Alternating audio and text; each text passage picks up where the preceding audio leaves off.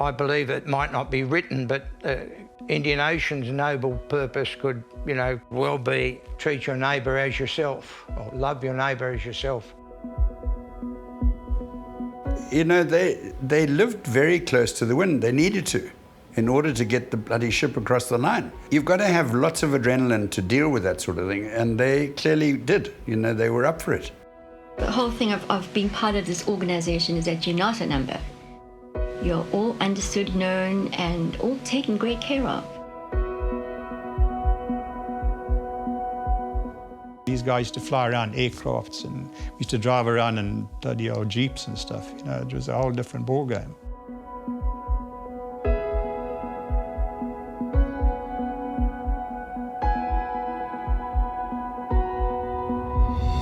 Good evening, everybody. Here we are again on the eve of our 1993 Christmas bash for Indian Ocean Export Company. So chaps, ladies, boys and girls, behind me is the pub. Enjoy yourself, chalk up what you want to drink, and it's lovely seeing you. My dad was one of these marvelous sort of characters in that if he could be joking with you, he would be. And he loved life, but had a very serious side as well. He was even-tempered. He was such a kind man. His family was everything. He was an outstanding businessman. My father-in-law was a very dignified man, and a lot of people looked up to him. He was a very erudite man. He spoke beautifully. Don and my dad just were very close. My dad was older by only 3 years, but had been in business for many years when Don came home and started a family. And so I could imagine that they would have got on very well and respected each other, total trust. You could not find two more men of integrity to a fault, like pedantic to a fault, and those were the two.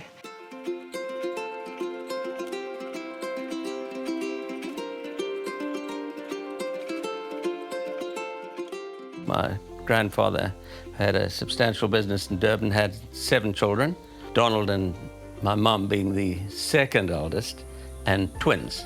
Just talking about Don, he was such an interesting character and tenacious.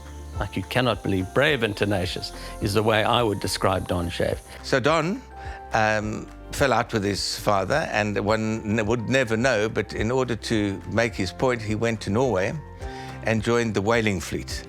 He was tough as nails. Those whaling fleets, mainly staffed with Scandinavians, Vikings, were tough vessels to be on. Donald, in the meantime, was sending messages about the fights at night. They'd all drink too much. He slept every night with a massive knife under his body. Anyway, he was coerced home by my grandfather buying him a boat called the Colin Archer. Not a big boat. If I remember, it was 27 foot. Donald proceeded to sail that alone all the way home, halfway or more than halfway around the world. And when he came home, he was something to behold, a massive beard and a party trick which we'd never seen before, where he used to take his breakfast eggs straight down the hatch, just in a thumb in and out they'd pop into his throat and down there. We loved him. But what was remarkable is that one must remember in those days, you didn't have radios to the extent that you could ever contact land. And you were actually 100% on your own, medical emergency or anything. He was taught to take out his own appendix, because if he got appendicitis on the high seas, he was going to die unless he did that. He was just a born adventurer. And that effectively is what led him to start a business in the Seychelles.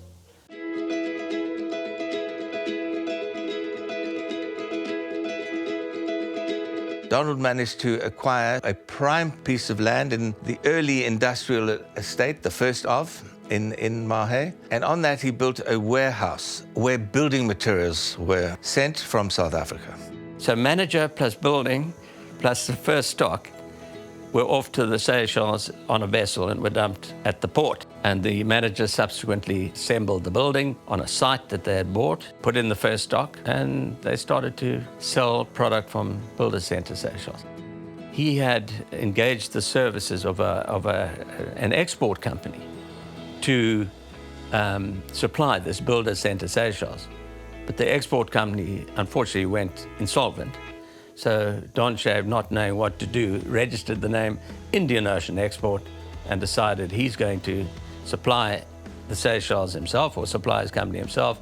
And he was on his own. There was no partner. He was the founder of Indian Ocean Export. And he had no partner until he invited my dad in. And he then had a business partner in Indian Ocean Export. Subsequently asked me to join in about 75, if I'm not mistaken.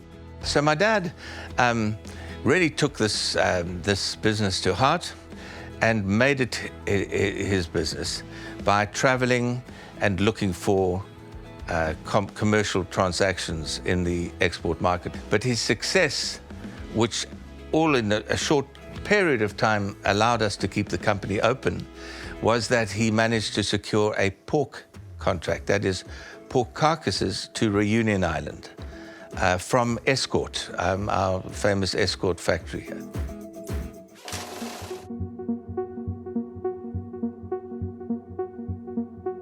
So the first job I had was to do all the buying for Builder Centre Seychelles, which worked very well. I was interested in building materials. I've always been technically minded and interested in that sort of thing. And then we felt we needed, it would be beneficial to have Peter with all his experience and his MBA in the business, and we asked him to come back from Europe.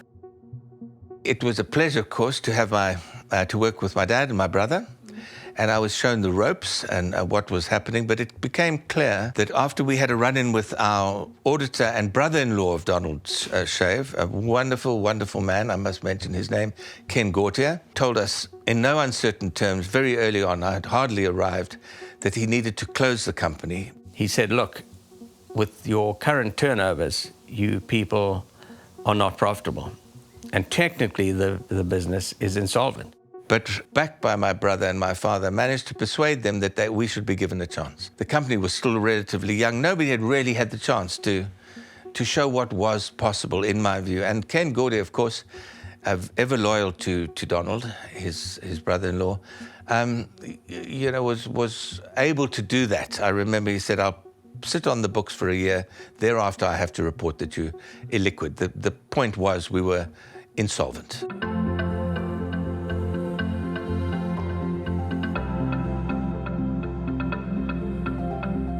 Now with Peter on board and 4 of us, we needed now to spread our wings to produce the sort of turnovers where the company would be sustainable. And that's where Mauritius started to come into the picture. And Peter would have told you that when he came back, one of the first jobs he undertook was to move to Mauritius and live there. And that was specifically to build Mauritius as a second market.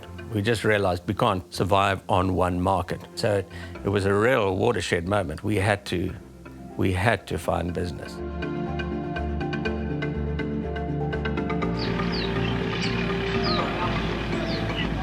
We were excited about it, and we had to do it. It wasn't a question. This is what they'd made this decision, this is what we should do. And we were the right people to do it. It was an amazing 6 months, getting to learn the tricks of the trade, I suppose. I had a briefcase full of things that you need to buy. I was the Smose of the Indian Ocean. Yeah, nobody could beat this Smose. And I sat at the dining room table with my little blue typewriter, portable typewriter, and would tick away on the keys for all the different orders. And I mean, those orders were so many cases of biscuits and that kind of thing. It was amazing. The opportunity was truly enormous. A lot of the Mauritian companies were relatively young, but were going through a growth spurt. Mauritius was going through a growth spurt as a tourism destination. And it was nice to participate in this. It also was very important because it led to a philosophy of where we needed to be. I was able to cut my teeth on what made money and what did not make money, and where one could enter more easily and where one could not, and where opposition would be able to compete with you or they would not. The Mauritian project was to establish all the brands that we had been talking to, all the big food brands in South Africa, and to see whether we couldn't set them up with the retailers, wholesalers of Mauritius at the time. And the brands would have been Baker's brands, Tiger brands, various fruit juice brands, liquid fruit, Cadbury's chocolate, you name it. And slowly we managed to build up quite a nice little business. But I think there was an understanding that what we'd set out to achieve had been to a degree achieved. We'd managed a whole lot of other agencies. One of our big ones from that era that started was the supply of bottles for the Coca-Cola, the beverage industry per se. So call it beer and beverages. And that was big business for us. And Mauritius we'd met the people we needed to meet. We'd met those that we didn't need to meet.